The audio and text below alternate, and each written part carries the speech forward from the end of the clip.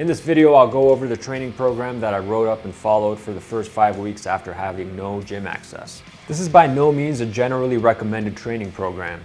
I'm posting it up so you can pick up some ideas, some exercises if you have minimal to no equipment. I'll also be sharing some training principles, hopefully some new information that you can apply to your own training. People that realize that exercising and eating right is good for them but can't get around to doing it usually hire a trainer, or they stay stuck where they're at. Most of the people fall into this boat. Then there are these people, the people that this video is for, that will always want to seek out more knowledge to make sure that the exercises they're doing are the right ones. This is the type of person that would hire me for a year, for example, and learn as much as they can throughout that year.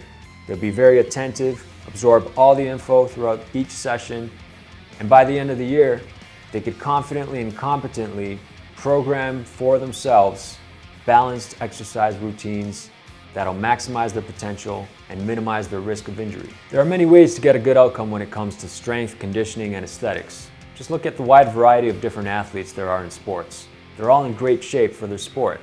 Long distance runners are lean and thin, sprinters are more muscular. Personally, I like to be well-rounded. My training program right now, the one I'm going to show you, is just 4 to 6 weeks out of a full year of training. There's nothing revolutionary, spectacular, or new about these exercises. They're all very simple. Now we'll get into my 7 days a week resistance training and running program. So I have legs on Mondays, chest and shoulders on Tuesdays, back on Wednesdays, abs on Thursdays, legs again on Fridays, arms on Saturdays, and abs again on Sundays. For my running program, I'll do sprints on Mondays and Tuesdays, take a break on Wednesday, then I'll do a longer run on Thursdays. My longer run's about 6.5 kilometers, about 4 miles. Then I'll do sprints again on Fridays and or Saturdays. And then again a long run, 6.5 kilometers, 4 miles on Sundays. The sprints I do are typically anywhere from 6 to 12 reps of 100-meter sprints. And I usually like to do them first thing in the morning. It's a good start to the day. If you're a beginner at running, for example, you're over 30 and the last time you ran was at recess in elementary school, don't try doing all-out sprints. It takes time to work up and be able to do all-out sprints. It's a full-body, high-intensity exercise, and the risk of injury is high even for highly trained individuals. Although my resistance training program is a body part split, when I do sprints in the mornings, for example, I'm getting a full-body workout every time I do sprints, and it only takes me under 10 minutes to complete. Here's an example of the things I do before and after morning sprints.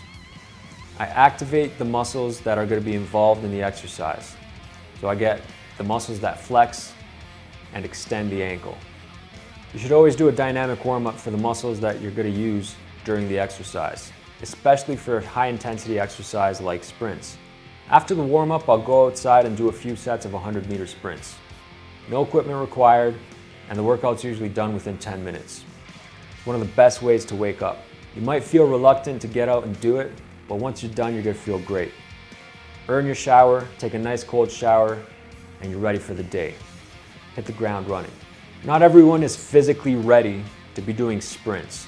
Unfortunately, most people aren't. They would injure themselves if they tried. You can't go from not doing something since childhood that involves full body control to suddenly be able to do it. Those muscles haven't worked for decades and need some proper progression and unwinding before you're able to do sprints without injury. And that's if you're at a healthy body weight. Throw in being overweight on top of that, and now you have 2 major things to work on before you can do sprints outside. I'll make a separate video on working up to sprinting. If you're on YouTube, you can click the card up there. Otherwise, the link is in the description too. Back to the weekly schedule. Monday, leg day. Here's the workout. It's 5 sets of 5 exercises in circuit. First exercise is pistol squats. I'm doing 7 per side in this one. Next, hamstring curls on the floor. I'm up to 16 reps here. Next, jumping lunges. Right now I'm up to 40. Reverse lunges next. I'm currently doing 40 reverse lunges per set. Next, single leg calf raise. I'm doing 18 per side. After 3 to 4 weeks of doing these exercises, progressing the reps week to week, I'll take a deload week where I can decrease the rep range back to what I had a couple of weeks prior to give my body a greater buffer zone to recover. I'll then usually change some of the exercises in the program to provide my body with a new stimulus. Tuesday is chest and shoulders. It's also 5 sets of 5 exercises in circuit. First exercise, headstand press. I'm at 12%. If you can't do headstand press, try decline push-ups. Next exercise, archer push-ups. I'm at 18%. Try them from the knees if you can't do them straight-legged. If you can't push back, work on negatives, controlling the downward portion of the rep. Next exercise, side plank rotations. This one, although it's a core exercise, it can also work the lateral delts on the supporting arm. Next is deep push-ups. If you don't have handles like you see here, you can use a stack of books or yoga blocks. If deep push-ups are too much, just do regular push-ups. And the fifth exercise, dips. I do these in a corner on countertops. You can also use couches or chairs. If you can't do full body weight, you can keep your feet on the floor and give yourself some assistance. Wednesday is back. I break this up into 2 parts. The first part is doing pull-ups on a tree outside, and the second part is doing rows indoors with TRX. I'm currently doing 10 sets of 12 pull-ups and 5 sets of 20 TRX rows.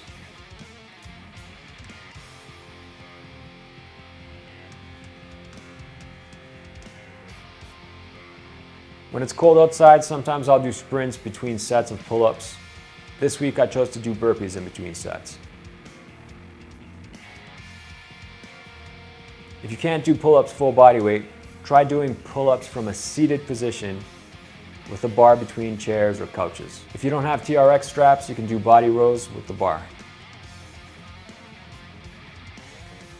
Thursday is abs. On Thursday, I'll usually do my longer run in the morning, and then I'll do abs later in the day.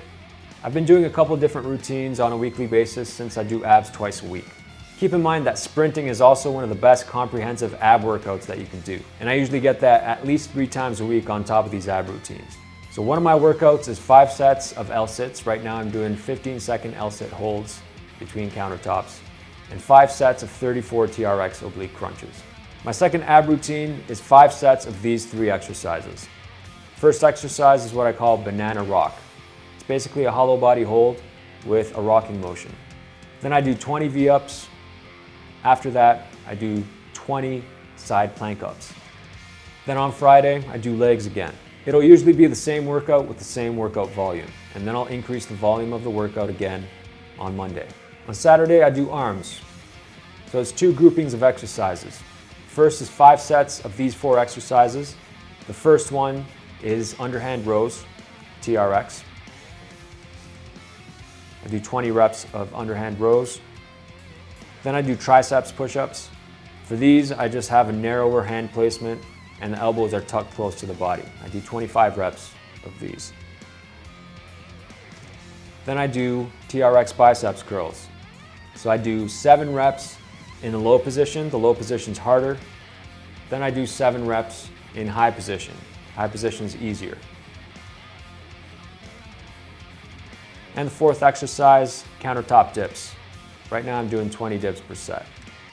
After completing 5 sets of those 4 exercises, I move on to this pair of exercises. First one is banded bicep curls with a green band.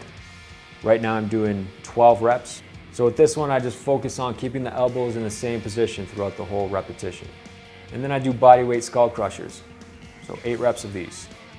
On Sunday, sometimes I'll take a rest day.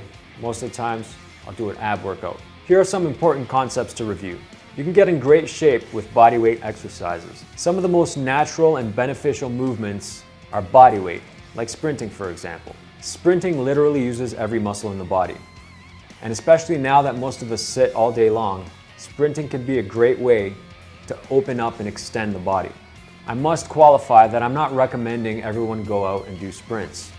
It's a high-risk activity, and if your body is not well-trained, finely tuned, or you're overweight, it's very easy to get injured and strained. Even if you're well trained, your risk of strain during sprinting is elevated. All that precautionary preamble aside, I do believe that sprinting is a skill to strive for. I can get into a long speech about the many different ways sprinting can be beneficial for longevity, reaction time, metabolic health, injury prevention, but to put it in simple terms, sprinting is a great expression of stability through the core while producing maximal force through the arms and legs. It also uses all the major muscle groups of the body. Next, choose your exercises intelligently. Variety is your best bet.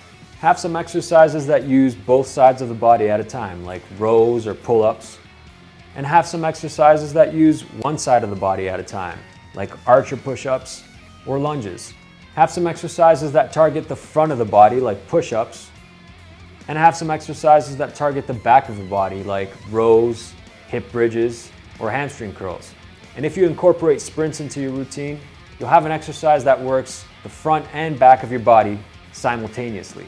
Keep in mind when you're doing your sprinting, you're only moving forward. Throw in some sidestepping and some backwards jogging in your sprint session. Get some different planes of movement. Make sure to progress your training over time. The best way to do this is to write down your results. Write down the number of sets, number of reps, and push to increase those numbers from week to week. Although you need to challenge your body to make progress, make sure you're doing the exercises with good form and control. Stick to your program for 4 to 6 weeks and then make changes to the program. You don't have to swap out all the exercises. You can put in some exercises you haven't done in a while or that you haven't ever done. Some of the resources I like to refer my clients to in terms of YouTube channels or Instagram profiles, I'll link in my description.